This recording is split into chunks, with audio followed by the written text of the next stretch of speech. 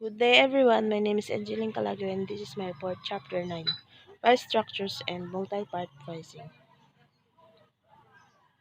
Price Structures. The price structures defines the method by which total transaction prices are determined. For instance, the price structure of typically residential utility bill includes multiple items that add up to form the total transaction charge. On a monthly basis, some of the items are constant, while other items vary with the amount of service delivered. Combine these items in this utility bill form was what is known as multi-part pricing. Ang kapag pinagsama mo daw ang dalawang items ay ito daw ay tinatawag na multi-part pricing.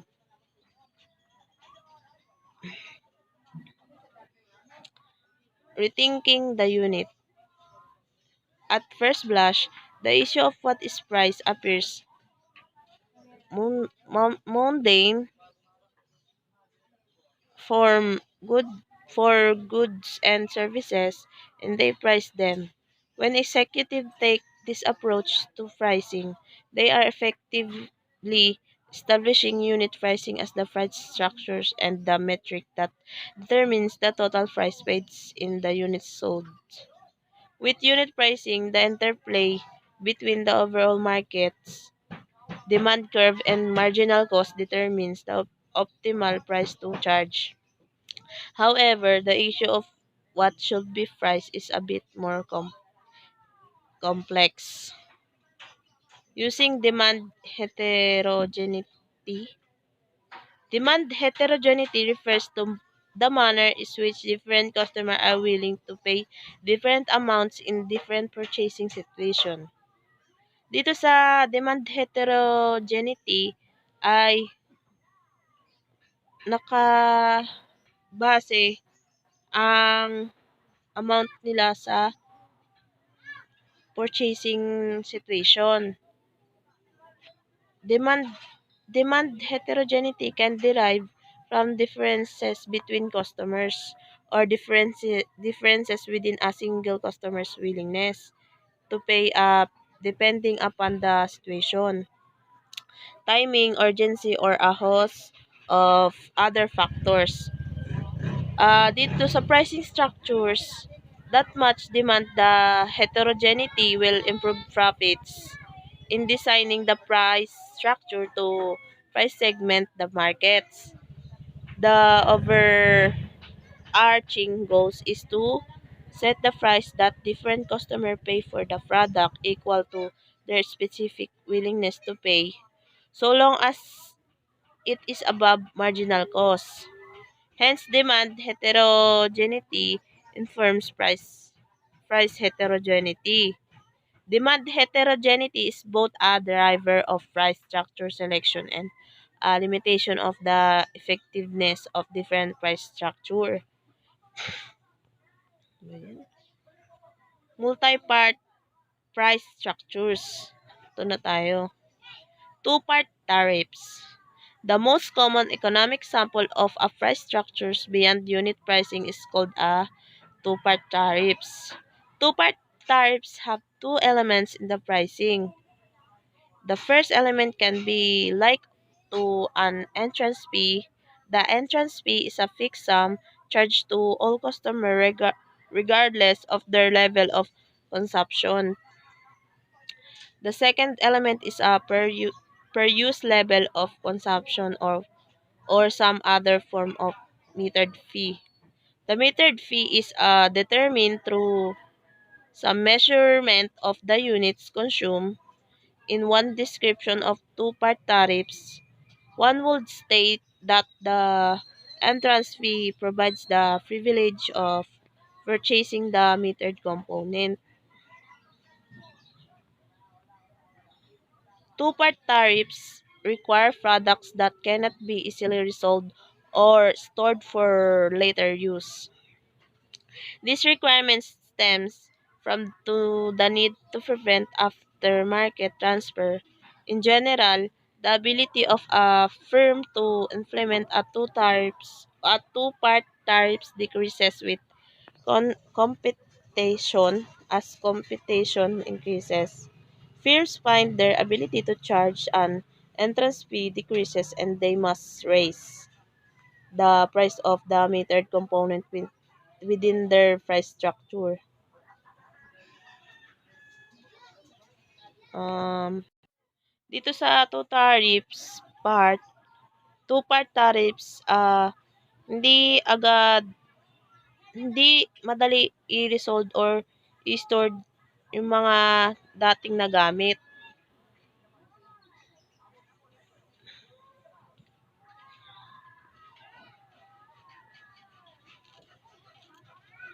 Yun lang. Good day, everyone. I am Saizo Nicole Enriquez, and I will be the reporter for our today's topic, the price structures and multi-part pricing. So, this is from Chapter 9. At ang pag-uusapan po natin dito is about tying arrangements.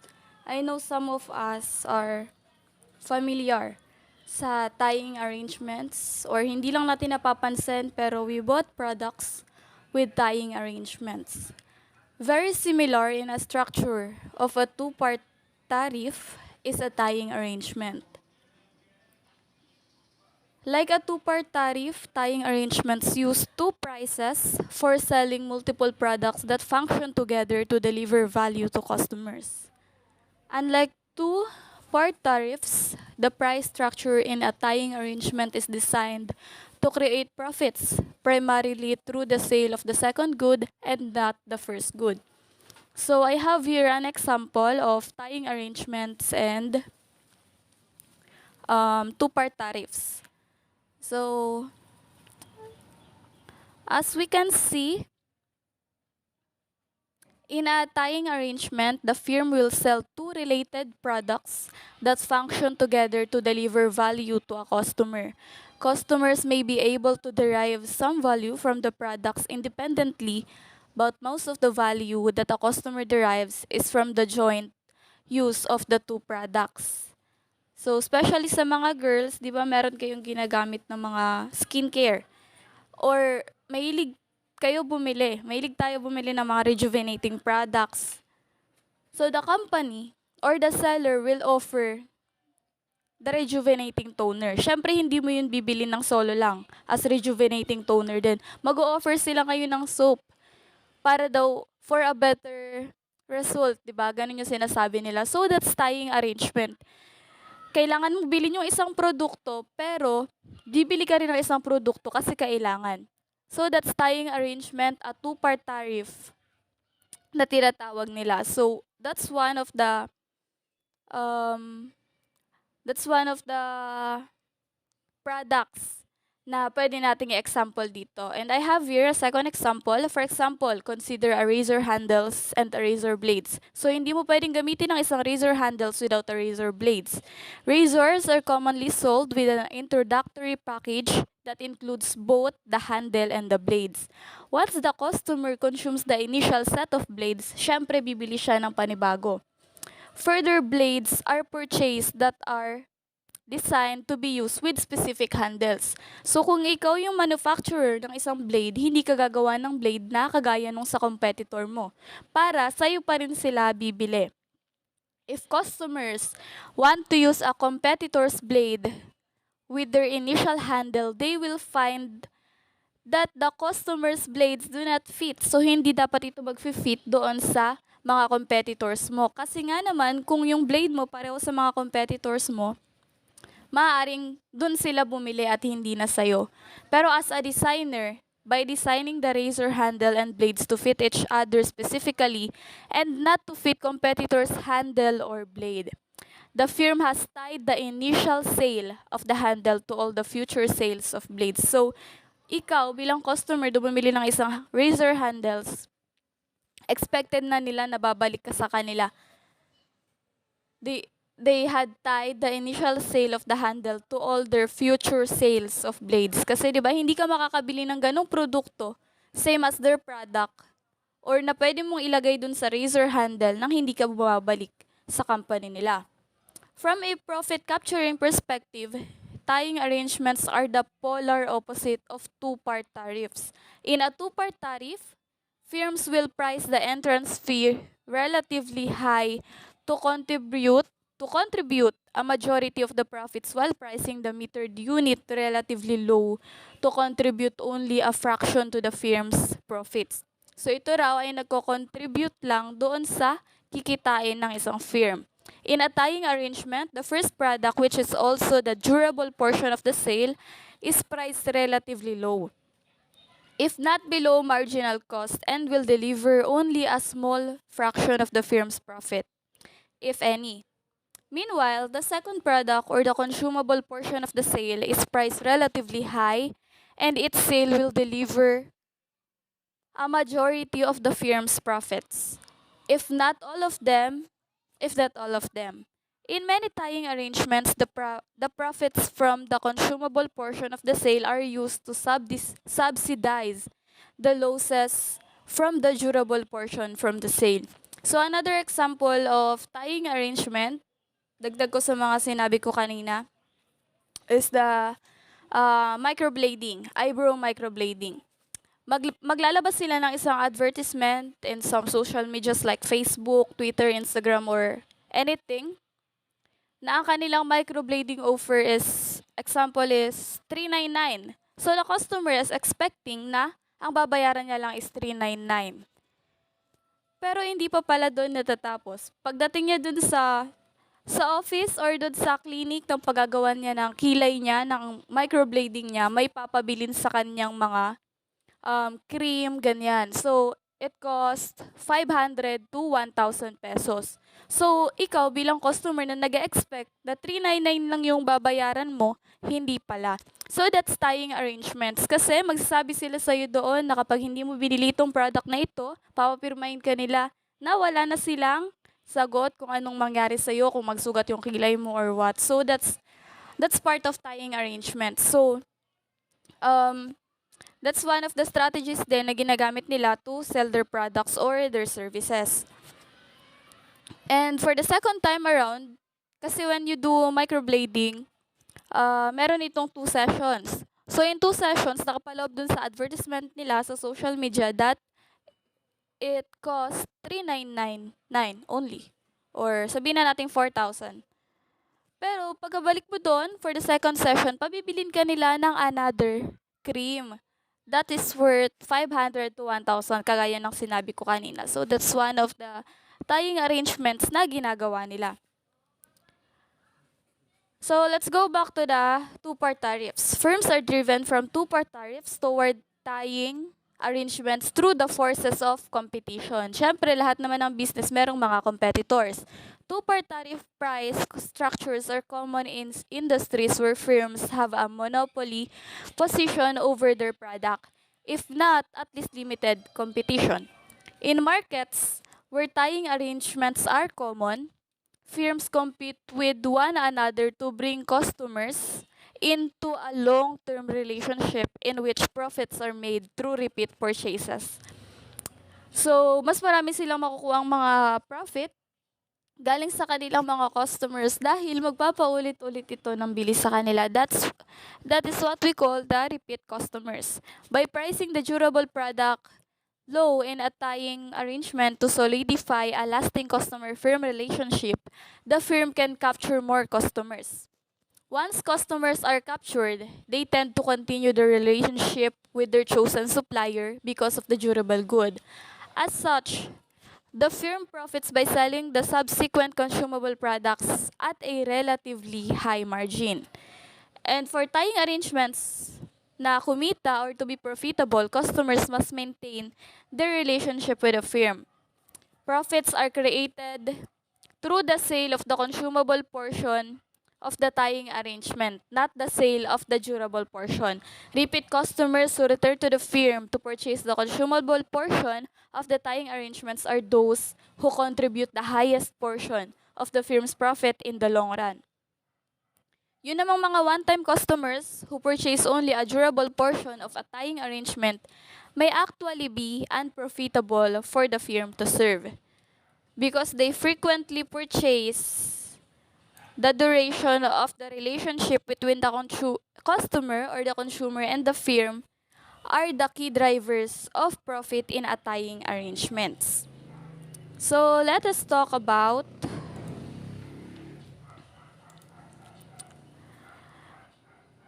the competition. So the competition drives the prices of the durable good down in markets that use tying arrangements. For instance, markets for razor handles and blades, kagaya nung sinabi kong example kanina, the two tied goods, which is yung razor handle at yung blade niya mismo. Producers of blades and handles compete strongly for customers. In these markets, customers have a tendency to select products based on the price of the first sale and routinely underestimate the future cost of further sales.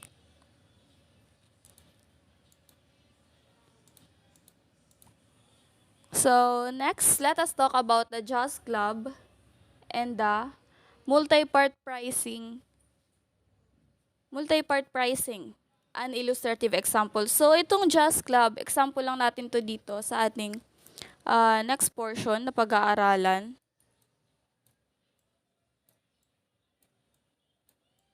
So, I have here Jazz Club price structure on the next slide. Exhibit 9.1, Jazz Club price structure. So to elucidate how a multi-part price structure works, we have chosen Jazz Clubs, kagaya nga nitong example natin. Consider a Jazz Club charges at $25 entrance fee. So meron silang $25 na entrance fee and meron din silang $7 for beverage. So kada purchase ng customer ng beverage, nagbabayad siya ng $7. So the entrance fee grants customer the right to come into the club and to consume beverages. So yung binabayaran lang nila doon is for entertainment, sa mga napapanood nilang mga tumutugtog or what. Yeah, that's what costs $25 or the entrance fee. Pero hiwalay pa doon yung beverage na iinumin ng mga customers. Customers would not be able to visit the bar and enjoy a drink kung hindi sila papasok at magbabayad ng $25 for the entrance fee. All customers must pay the entrance fee to enter the Jazz Club and purchase drinks kung gusto nila. So, ano naman to? It depends on the customer. At kung ilang beverage ang kaya niyang inumin. The number of beverage consumed is the metric that determines the total price paid by customers. So, dahil nga $7 ang halaga ng isang beverage, depende sa kanya kung ilan ang gusto niya inumin at ilan ang kaya niyang bayaran. So, kagaya dito sa example natin, kung ang isang customer ay nagbayad ng entrance fee which is $25 and then uminom siya ng isang beverage which is $7. So, ang total cost ng babayaran niya is $32. That is within 0 hour and 30 minutes. Ito. Yan, nakita nyo dyan. So, the next one is, kung tumagal naman siya ng mga 1 hour. So, kung tatagal siya ng 1 hour, syempre siguro makakainom siya ng mga 2 beverage. So, that cost $14. And the 25 na entrance fee. So, magkano lahat ng babayaran niya? That will all cost $39. Pero kung tumagal naman siya ng tumagal for 1 hour and 30 minutes, at nakainom siya ng 3 beverage, which is $21, 7 times 3 is $21, that will cost $46.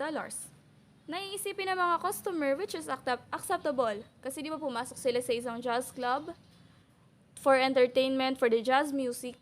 So, magbabayad talaga sila ng 25 na entrance fee and magbabayad din sila ng mga beverages na ininom nila. Ayan, so shortcut na natin. From 3 beverages, punta tayo sa 6 beverages. So sa 6 beverages, kung nagtagal siya doon ng mga 3 hours at wala siyang magawa sa bahay niya, ayaw niya pumunta sa mga cafe at gusto niya pumunta sa jazz club.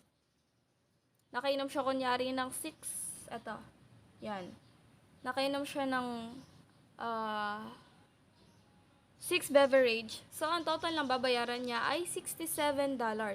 So, isipin ng customer na okay lang yun kasi siya naman yung nag-consume nung beverage at siya rin yung nag-enjoy doon sa mga entertainment doon sa loob ng jazz club. So, sana mas naunawaan natin ngayon in this chapter yung patungkol sa tying arrangement at yung price structures and multi-part pricing when it comes to business and their services. That's all. Thank you for listening. Good day po. I'm the third reporter of this chapter. So, yung topic ko po is multi-part price structure in industry. The multi-part price structure can enable a firm to better capture profits from their customers. So, parang itong multi-part price structure is parang may mas madali pa pala para mas kumita. So, may ginagamit sila like utility, enterprise software, publishing, partial ownership, industries, and healthcare industries, among others. So, ang una is utilities. Utilities use one of the purest forms of a two-part tariff. They regularly charge a metering fee or connection fee plus the price per quantity of utility. So, dito naman sa utilities, parang naglalagay sila ng price kung gaano kalaki na yung mga ginagamit mo. Like, pag sa electricity, kapag nakakailang kilowatts hour ka na, doon nila nilalagyan ng price. Kapag sa natural gas, yung cubic meter. Sa water naman, kung ilan na yung nagagamit mong liters or cubic feet. Sa telecommunication naman, kung gaano katagal mo na siyang ginagamit, doon nila nilalagyan ng price. Two tariff charge low usage customers a higher average price than a high usage customer in proportional to their willingness to pay. So, dito naman yung low usage, parang refrigerator, parang saglitan mo lang siya ng gamit, pero malakas siya sa kuryente. So, ayun siya. Tapos, kapag sa high usage naman, yung malakas ka parang sinusulit mo yung paggamit mo, kaya willing kang bayaran din yung mga nagagamit mo. So, enterprise software firms should attempt to make the unit price closely related to the actual that customer derives from using the product. Software firms that sells a platform for managing transaction related to food ingredients and certificate of analysis use the volume of transaction rather than the number of user as the metric. So, dito naman, um, nilalagyan yung price dun kung ilan yung nagagamit mo, hindi kung ilan yung gumagamit. Like for example, software for sa hospital, ilan yung nagagamit ng ama, dun lang ilalagay yung price, hindi kung ilan yung gagamit. Okay? Enterprise software firms will even set a metric proportional to the complexity of the problem managed. Next is partial ownership. Multi-part price structure are also common in partial ownership industries such as timeshare, vacation home, lease time, yachting, or car sharing.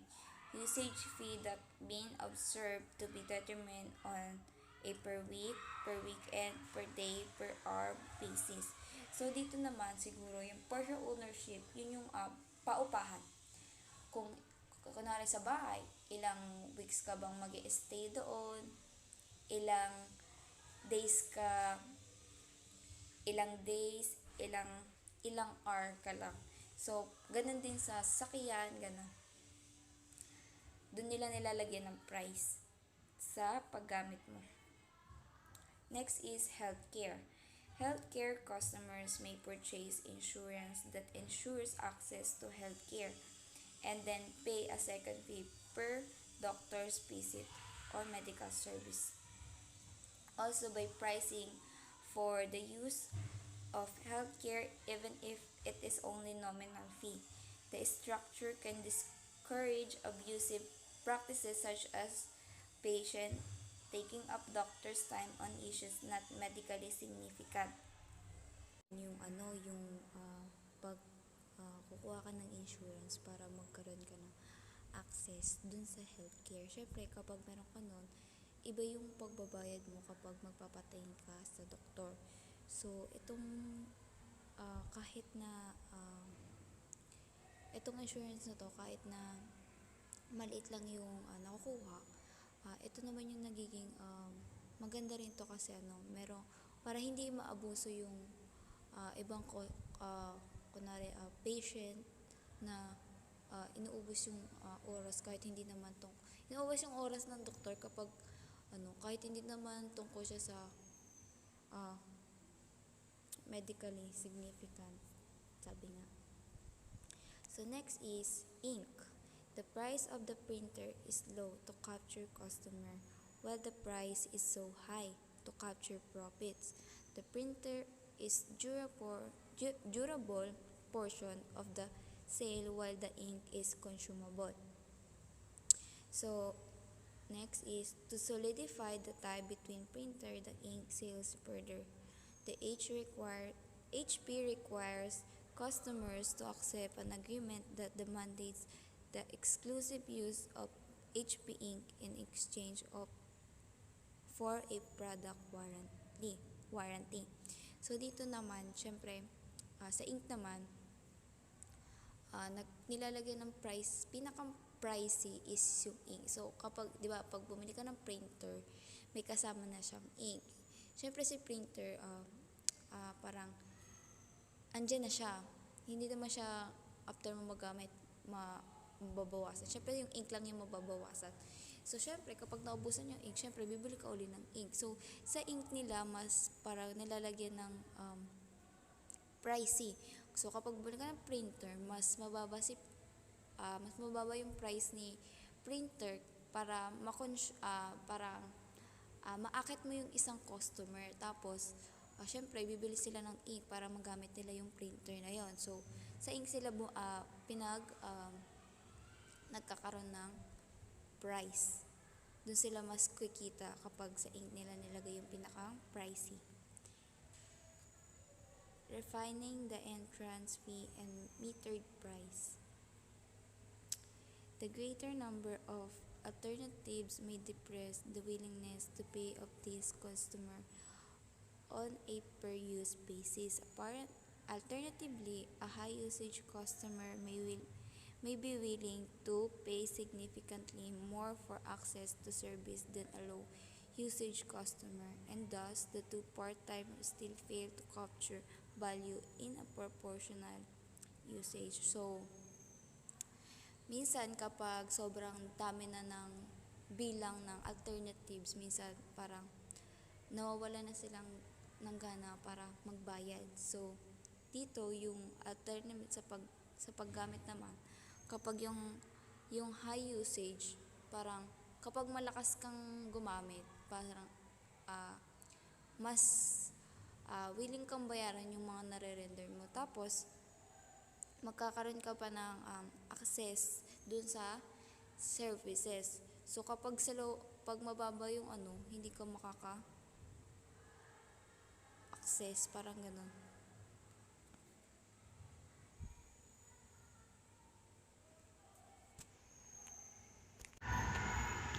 One approach to managing the disparity of willingness to pay of low-volume customer over high-volume customer has been to use black tariff.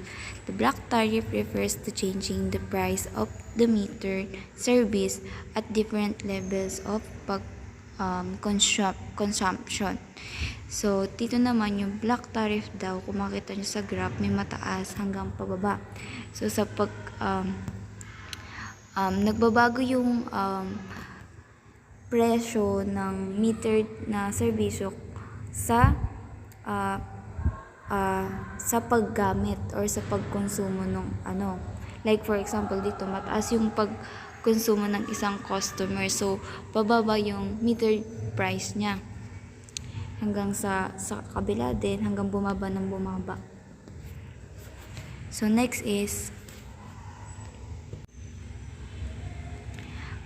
this pricing mechanism is not one designed to maximize profits, but rather to ensure that all residential customers have access to a basic level of service and to charge higher prices from customers who have a much higher consumption level to discourage this behavior. The result has been named an incline tariff. So, dito naman sa incline tariff, parang hindi na nila parang kinoconsider na mapataas palalo yung price, kundi kinoconsider nila na dapat lahat nakakagamit nito serbisyong to. Tapos, kung sino man yung may mataas na pagkonsumo, syempre willingness lang bayaran din yung pagkonsumo. Kung kunwari mababa din yung babayaran. So, ganun yung incline tariff. Yun lang po. Thank you.